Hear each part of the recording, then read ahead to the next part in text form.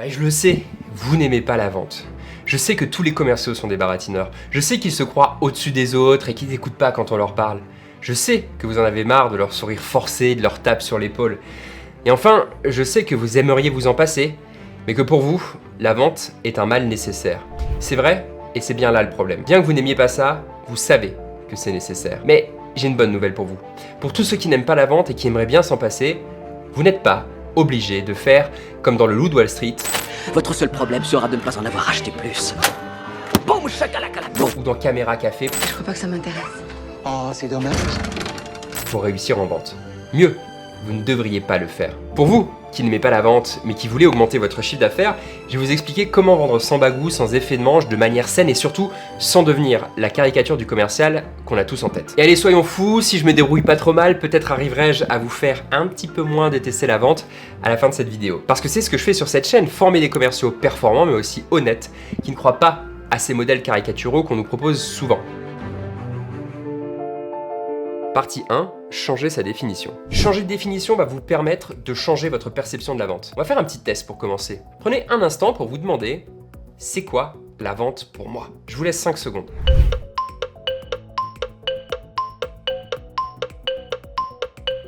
Ok, j'imagine que plein de choses vous sont venues en tête, mais en fait, quelle est la vraie définition de la vente? La vraie, j'ai trouvé dans le Larousse, c'était pas compliqué. Vendre, c'est l'action d'échanger une marchandise contre de l'argent. Pas très intéressant, hormis le fait qu'on ne peut pas dire que ce soit mal d'échanger une marchandise contre de l'argent. On ne peut donc pas ne pas aimer la vente, à moins que vous vouliez remettre en question la liberté d'entreprendre, mais j'ai pas l'impression que ce soit l'humeur sur cette chaîne. La définition que je vous propose de garder, elle est légèrement différente. Car pour moi, vendre, c'est aider un acheteur à acheter. Réfléchir comme ça, pour moi, ça a été un vrai tournant et ça rend tout beaucoup plus simple. Parce que dans ces 7 mots se cachent 2 détails majeurs. D'abord, le centre d'attention. C'est l'acheteur, le prospect, le client, vous l'appelez comme vous voulez, et ça c'est très important dans la discussion qui doit avoir lieu. Dans cette définition, le centre de la discussion c'est le prospect et ses problèmes, pas vous ou votre produit. Dès lors, il suffit de se voir comme un consultant ou bien un docteur, et ça aide beaucoup plus simplement à comprendre le type de posture qui peut aider à vendre. Attention, j'ajoute une nuance ici.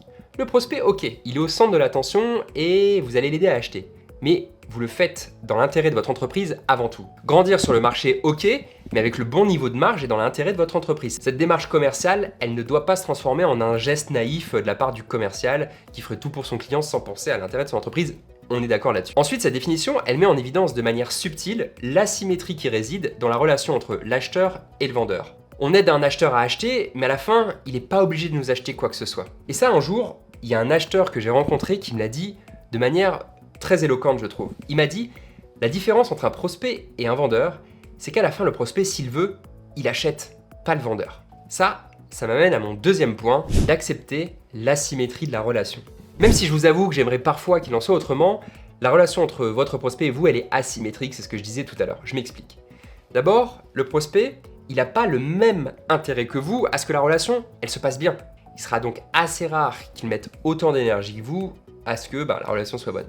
Sauf si vous êtes en situation de monopole ou que vous avez un levier de négociation extrêmement fort, ce qui en vérité est assez rare. Par exemple, si vous étiez le seul à avoir des masques pendant le Covid et que les quantités elles étaient limitées, vous auriez eu ce genre de prospect. Mais ça, c'est dans des cas très isolés. Votre métier, c'est de vous adapter à lui, pas le contraire. Attention, ça ne suffit pas de dire oui à tout, pas tout faire pour lui, mais simplement de rendre la relation plus facile pour lui. Il est primordial de prendre la responsabilité de la relation, car ce n'est pas à votre prospect de le faire. S'il vous énerve avec ses questions parfois directes ou son manque de tact, c'est votre métier de vous adapter car vous plaindre en rentrant du bureau n'y change rien.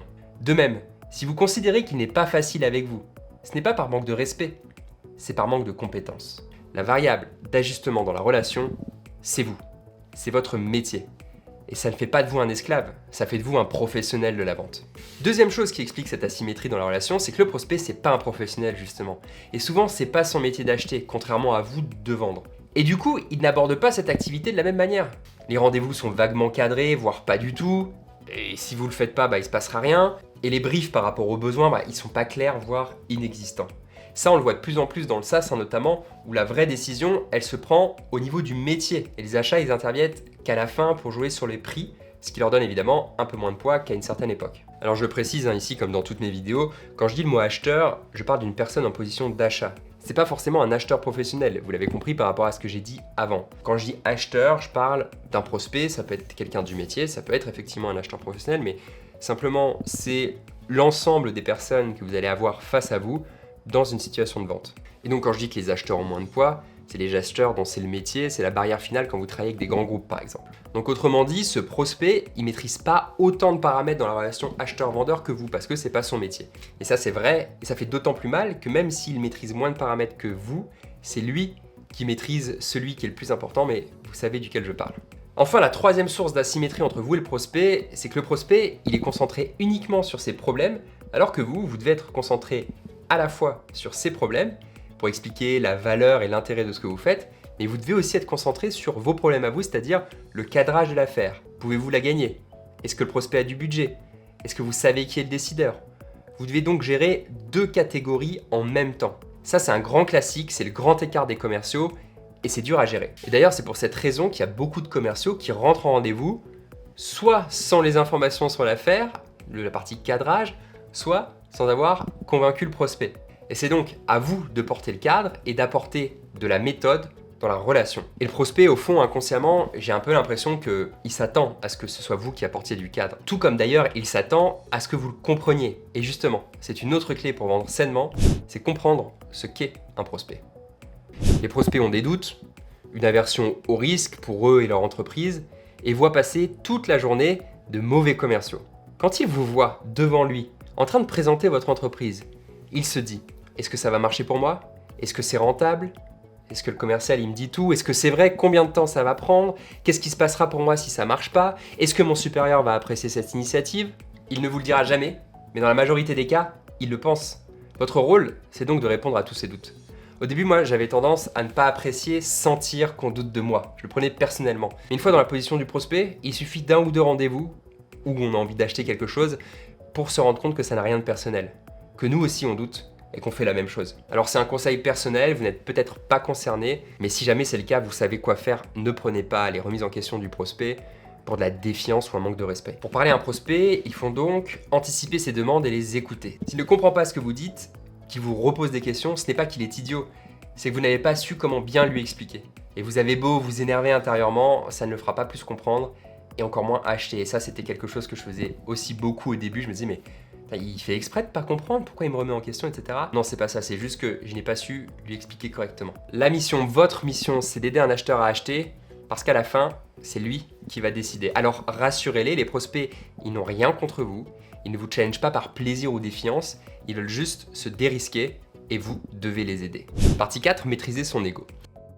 Une raison de plus et qui fait que l'on n'aime pas vendre, c'est que ça dérange notre ego de dirigeant. Et ce pour deux raisons. D'abord, parce qu'on se retrouve dans une situation de demander, avec un risque quand même assez élevé qu'on nous dise non. On s'expose, ce n'est pas confortable, ça fait mal, même si souvent les entrepreneurs sont quand même bien entraînés. Ensuite, on n'aime pas ça parce que ça nous donne l'impression de devoir se justifier pour prouver la valeur de son produit qu'on connaît bien et dont on sait déjà qu'il en a. Un peu comme si on passait un examen sanctionné d'une décision oui, non. Les dirigeants n'aiment pas ça, et ça s'explique assez simplement d'après moi, c'est parce que justement, on monte des boîtes pour éviter ça. Alors pour dissiper tout malentendu, disons-le, statistiquement, vous allez plus souvent perdre que gagner. Pour gérer ça, il faut simplement comprendre que vous n'êtes pas fait pour tout le monde et pas à tout moment. Je vais prendre un exemple un peu populaire, désolé par avance, mais si vous montrez un spectacle de Jean-Marie Bigard, c'est le mec qui bouffe le cul d'une pute, à une certaine partie de la population, les gens vont trouver ça très très drôle, et si vous montrez le même spectacle à une autre partie de la population, ils vont pas du tout aimer. Désolé, j'ai pris un truc un peu clivant. Vous, c'est pareil. Parfois, vous aurez les mauvaises personnes en face de vous et vous allez perdre.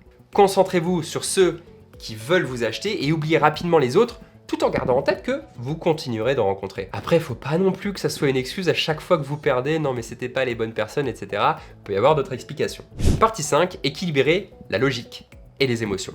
Celle-ci, elle est importante et c'est souvent à ce moment-là qu'on freine des cas de fer. J'ai eu du mal avec ça au début, mais maintenant pour moi, c'est très évident.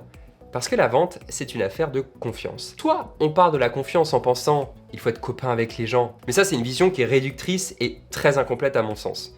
Personne n'a envie de jouer sur la corde de l'émotion et faire la danse du ventre à ses prospects pour plaire. Ça, non merci. Mais de l'autre côté, soit on parle de la confiance chez les gens compétents, mais ça aussi, c'est incomplet, la confiance parce qu'on est compétent. Alors oui, pour vendre, il faut savoir instaurer de la confiance, mais la confiance, ça marche avec deux jambes. D'abord, la jambe gauche. D'abord la jambe gauche, toujours. C'est la confiance professionnelle. Êtes-vous crédible aux yeux de votre prospect? Comprenez-vous son métier? Mieux, êtes-vous capable de lui apprendre de nouvelles choses sur son secteur?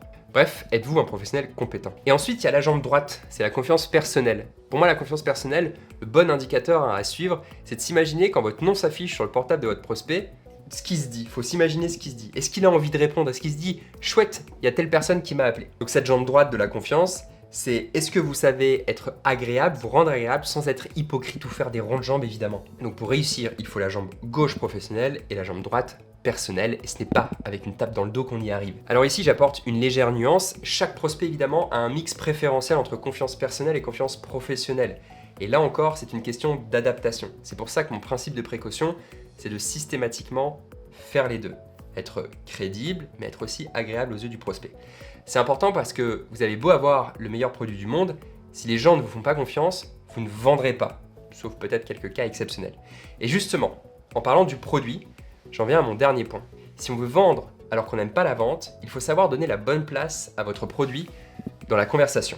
Partie 6, donner la bonne place à son produit. Les prospects n'achètent pas vos produits. Ils achètent une solution à un problème ou l'atteinte d'un objectif. Le meilleur exemple pour illustrer ça, c'est la perceuse. Dans un magasin de bricolage, les gens n'achètent pas une perceuse, ils achètent le trou, la capacité à faire un trou. Si j'inventais un bouton rouge qui fait des trous parfaits pour la moitié du prix, les gens achèteraient mon bouton rouge, pas la perceuse. Donc la première étape, c'est de comprendre le problème, l'objectif, le chiffrer, et ça doit se faire avant toute chose. Vous devez comprendre quel est le trou que votre interlocuteur veut faire. Beaucoup de dirigeants ont du mal à le faire ou le font de manière un peu sommaire. Et c'est normal qu'on ne le fasse pas tous parce que c'est quelque chose qu'on ne dit pas et qui n'est pas forcément hyper intuitif. Et là, j'en appelle à l'exemple sur la posture de consultant ou de docteur dont je vous parlais au début. On n'a jamais vu un patient rentrer dans une salle de consultation avec un docteur qui lui tendait une prescription alors qu'il ne l'a même pas écoutée, qu'il ne l'a pas diagnostiquée. Et bien là, c'est pareil, il faut diagnostiquer et approfondir, faire un diagnostic précis. Ça, parfois, avant de saisir à quel point c'est important, c'est beaucoup d'erreurs avant de bien le comprendre. Donc si vous pouvez gagner quelques mois, voire années, profitez-en. Donc là, vous avez fait votre diagnostic et après seulement cette étape, si vous pensez pouvoir aider la personne ou son entreprise, vous pourrez parler de votre produit. Mais elle est là à la place du produit, c'est après le diagnostic. Alors, je parle du produit, mais en fait, je devrais vous parler de l'usage, c'est-à-dire comment votre prospect peut utiliser votre produit pour régler ses problèmes ou atteindre ses objectifs. C'est ça qu'on appelle un usage. Attention danger, ne vous enfermez pas dans la supériorité technique de votre produit et la liste de ses fonctionnalités. La fonctionnalité, c'est ce que votre produit peut faire. Tourner très vite avec des mèches de différentes tailles et très résistantes, par exemple. L'usage, c'est ce que votre prospect peut faire avec votre produit. Des trous dans du béton. Et là, il y a un écueil qui revient souvent chez les profils techniques, et je le comprends très bien, c'est qu'on a eu tellement de challenges techniques à relever, on a tellement dû faire preuve de génie parfois pour faire un produit qui fonctionne, qu'on a envie d'en expliquer tous les challenges justement techniques et les prouesses. C'est ce qu'on appelle la malédiction de l'expert. Il rentre dans des détails que le prospect ne veut pas forcément et finit par le perdre. C'est bien pour prouver que vous êtes capable de la fonctionnalité, mais à la fin, le prospect, il achète un usage. Et ça, c'est très important de faire la distinction. Il faut donc savoir donner la bonne place à votre produit dans la discussion. Donc après seulement une longue phase d'analyse, vous pouvez en parler, mais toujours de manière contextualisée et pour un usage précis. La caractéristique, la fonctionnalité, ce n'est qu'un moyen de preuve. Et si vous ne faites pas ça, c'est que vous récitez une fiche technique et ça n'apporte pas beaucoup plus de valeur que de regarder une vidéo par exemple. Avec une définition claire de la vente où vous prenez la responsabilité d'une bonne relation avec un prospect que vous comprenez, sans y mettre d'ego et le tout dans une interaction équilibrée entre logique et émotion autour des usages possibles de votre solution, vous avez tout ce qu'il faut pour vendre sans rentrer dans une caricature de commercial. Voilà comment vous pourrez vendre dès aujourd'hui, même si vous n'aimez pas la vente. Je n'ai pas parlé de technique, de types de vieux loups de mer ou de psychologie inversée, alors essayez cette vente-là, redécouvrez-la ou à minima encouragez vos commerciaux à la suivre et vous verrez que, gagné ou non, on se souviendra de l'excellence de votre approche. Toutes les vidéos que je tourne sur cette chaîne, elles sont tournées vers la performance commerciale B2B saine, respectueuse des prospects et applicable pour les commerciaux. J'en ai fait ma signature. Il y a peut-être un léger biais SaaS parce que j'en ai beaucoup fait, mais c'est tout. D'ailleurs, je vous ai fait une liste de vidéos sur la vente, une playlist spéciale pour les dirigeants et les leaders commerciaux. Je vous la mets en commentaire, servez-vous-en. Et maintenant, il ne me reste plus qu'à vous souhaiter d'excellentes ventes.